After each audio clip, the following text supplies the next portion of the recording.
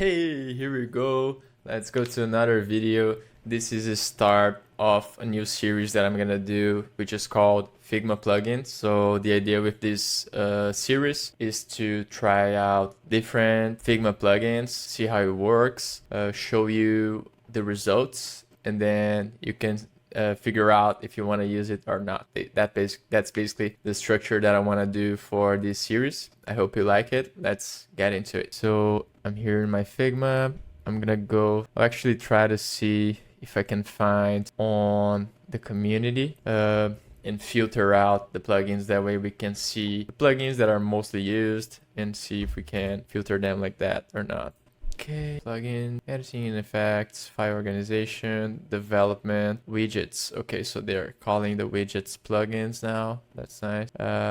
Speed up your handoff. Yeah, let's start with editing and effects. I think these are gonna be faster for us to try out. Then I can get started with only the free ones, and then maybe we can do a series on the paid one. And yeah, what's not that good is that we can't actually filter the plugins by the number of likes or by the number of users, but we can see the number of users in each plugin. So let's just go right into it and start with the Photopea. And what I'm gonna do is I'll just search here. Photopea. Sorry, is that right? Photo. Oh, sorry. Photo. Okay. Online photo editor. Nice. So it looks like an Adobe software. Photopea online editor lets you edit photos, apply effects, filters, add text, crop or resize pictures, edit images using Photopea right inside your Figma documents for free. Okay, so let's see how that looks like. We're probably gonna need to use, we're probably gonna need a new an image to be here so we can edit it. So what I'll do is I'll just go before to the Pexels plugin, and that way we can get a random image here for us to try out. Okay, right, go here. Today is gonna be about photo.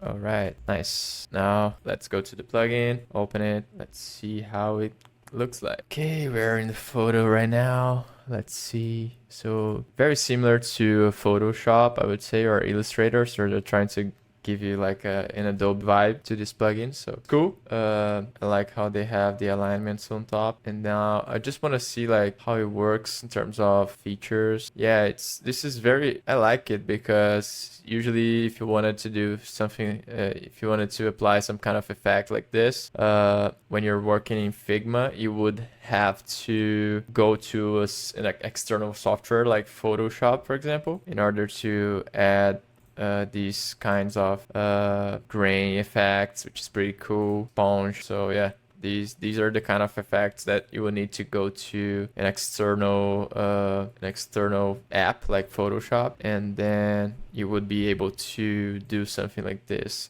there. But it's pretty cool how you can for free add grain like this or glowing edges. This is pretty cool. Like if you want to do some neon vibe styles, then you can also like turn on and off each of the different effects you want to insert. So pretty nice. And then you can just go okay. Let's see, you can do like different modes. You can even do different color modes, like for printing, brightness and contrast. So yeah, you basically have a Photoshop inside your Figma file. So pretty impressive. You can even do 3D here, looks like. Crazy. Very fast too. Like I would expect a tool like this would be a little laggy, but works really nice. And of course you can like add text, but that wouldn't be something you would be doing here, I believe. You can select like different elements and probably just remove the background if you want. Let's see what else we have. Yeah, we can blur, we can stylize. Very, very similar to Photoshop,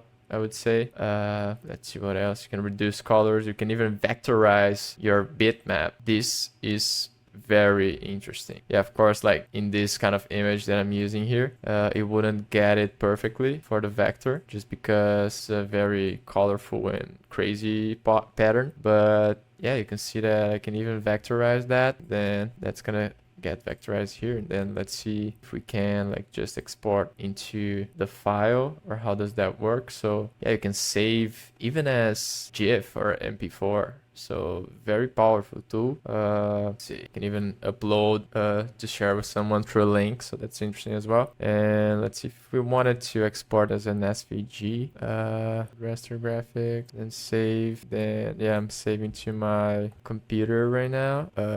Okay. And now let me close this and put it here. File. All right. Very, very good actually. So yeah, I would definitely recommend this tool for you if you're trying to do what you usually do on Photoshop without ever leaving Figma. This is a pretty cool and interesting way you can do that for free. So that's Photopea. I hope you guys liked this quick tutorial about this plugin, and let me know if you like this structure of this series where I'm gonna test out these different plugins for you to see it without having to go through it and figure out if you want to use it or not before downloading or applying it to your Figma account. So subscribe if you want to see more videos like this, share with a friend that you think might like this content as well, and leave it a thumbs up so that YouTube can deliver to more people. If you need any design, graphic design, UX design, or brand identity design for your company, or you know someone that does, visit the link at the description.